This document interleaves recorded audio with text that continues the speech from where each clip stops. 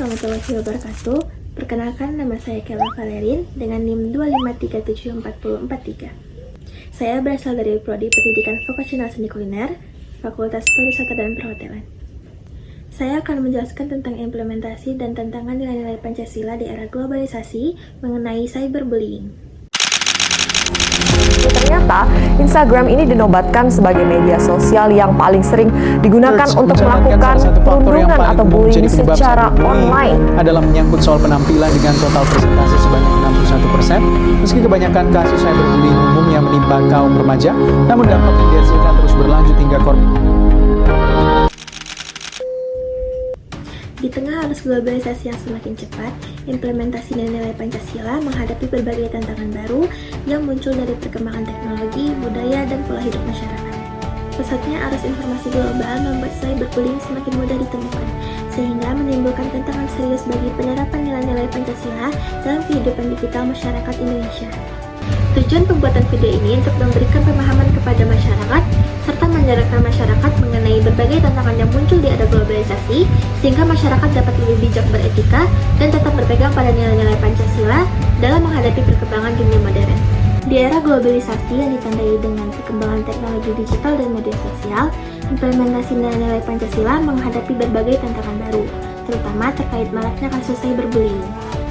Perubahan pola komunikasi yang semakin cepat dan terbuka membuat masyarakat, terutama generasi muda, sangat mudah terpengaruh oleh budaya asing, yang seringkali tidak selaras dengan nilai kemanusiaan dan keadaban.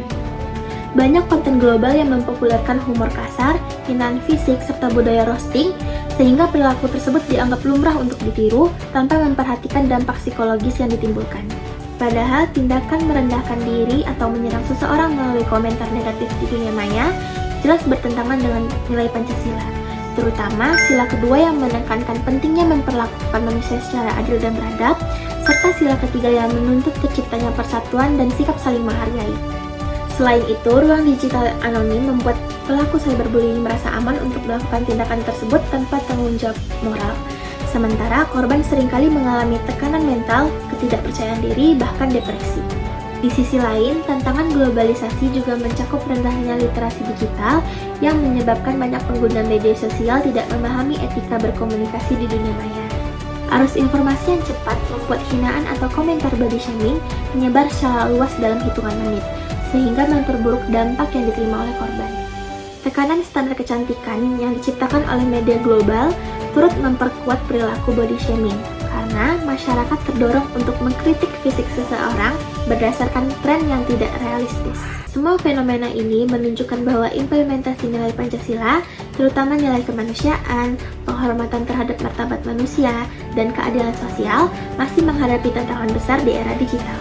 Oleh sebab itu, diperlukan upaya meningkatkan kesadaran, literasi digital, dan penanaman nilai Pancasila agar masyarakat mampu menggunakan teknologi secara bijak dan tetap berperilaku beradab dalam ruang lingkup virtual yang semakin luas. Contoh kasus nyata mengenai cyberbullying dialami oleh seseorang yang berinisial YC. Menurut berita yang saya baca, YC merupakan seorang promotor event yang menjadi korban cyberbullying setelah mendapat hujatan di media sosial akibat kegagalan acara musik yang ia kelola.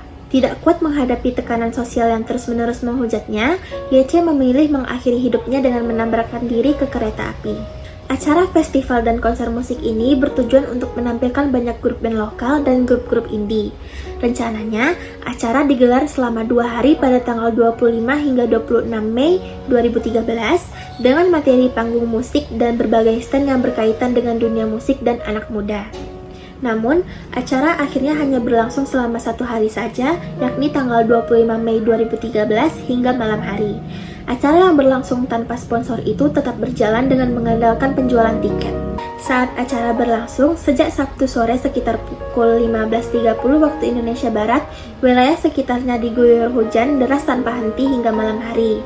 Penonton yang datang pun jauh dari perkiraan panitia. Padahal panitia menargetkan 5.000 penonton, namun yang datang jauh lebih dari jumlah yang ditargetkan. Kekecewaan beberapa peserta mulai muncul ketika ada sejumlah pengisi acara yang batal tampil dan permasalahan fee atau kontrak. Kekecewaan beberapa peserta itu kemudian ditumpahkan di jaringan media sosial. Setelah kegagalan acara, YC menerima banyak hujatan, hinaan, dan komentar negatif dari netizen serta publik di media sosial. Pada 26 Mei 2013, YC ditemukan meninggal dunia setelah menabrakkan diri ke kereta api. Tindakan yang diduga merupakan akibat dari tekanan psikologis mendalam akibat cyberbullying. Kasus YC menjadi cermin bahwa kemajuan teknologi tidak selalu sejalan dengan kemajuan moral. Di balik layar, banyak orang merasa bebas menghakimi, mengejek, dan melakukan cyberbullying tanpa memikirkan dampak psikologis yang ditimbulkan. Pengalaman pahit yang dialami oleh YC menunjukkan bahwa satu komentar negatif saja dapat meninggalkan luka yang mendalam, apalagi jika datang secara bertubi-tubi dari ratusan orang. Hal ini membuktikan bahwa kehadiran media sosial yang seharusnya menjadi ruang kreativitas dan ekspresi justru dapat berubah menjadi tempat kekerasan verbal jika manusia tidak mengendalikannya dengan nilai-nilai kemanusiaan. Dari kasus ini, kita belajar bahwa setiap kata yang kita ucapkan, baik secara langsung maupun melalui layar, mempunyai konsekuensi. Menghina fisik seseorang itu bukan hanya tindakan tidak sopan, tetapi juga bentuk pelanggaran martabat manusia. Pesan moral terpenting adalah bahwa empati harus lebih kuat daripada ego, dan etika harus lebih tinggi daripada keinginan untuk viral. Kita diajarkan untuk lebih baik dalam berkomentar, lebih bijak dalam menilai, dan peduli terhadap kesehatan mental orang lain. Selain itu, masyarakat perlu memahami bahwa dukungan dan kebaikan bisa menyelamatkan seseorang, sedangkan satu komentar jahat bisa menghancurkan kepercayaan diri seseorang. Kasus cyberbullying memberikan pemahaman bahwa tantangan penerapan Pancasila di era global tidak hanya terjadi di dunia nyata, tetapi juga sangat kuat di ruang digital. Globalisasi membuat interaksi semakin cepat dan tanpa batas, sehingga komentar kasar, ejekan, dan hinaan dapat tersebar luas hanya dalam hitungan detik. Hal ini menunjukkan bahwa nilai kemanusiaan, sopan santun, dan gotong royong seringkali terabaikan saat seseorang bersembunyi di balik layar, yang artinya penerapan Pancasila membutuhkan kesadaran moral yang lebih tinggi dalam bersosialisasi secara online. Secara keseluruhan, kasus cyberbullying memberikan wawasan bahwa Pancasila harus diterapkan tidak hanya dalam tindakan nyata, tetapi juga dalam setiap klik, komentar, dan interaksi di dunia maya. Tanpa itu, ruang digital akan terus dipenuhi kekerasan verbal yang merusak kesehatan mental dan persatuan sosial.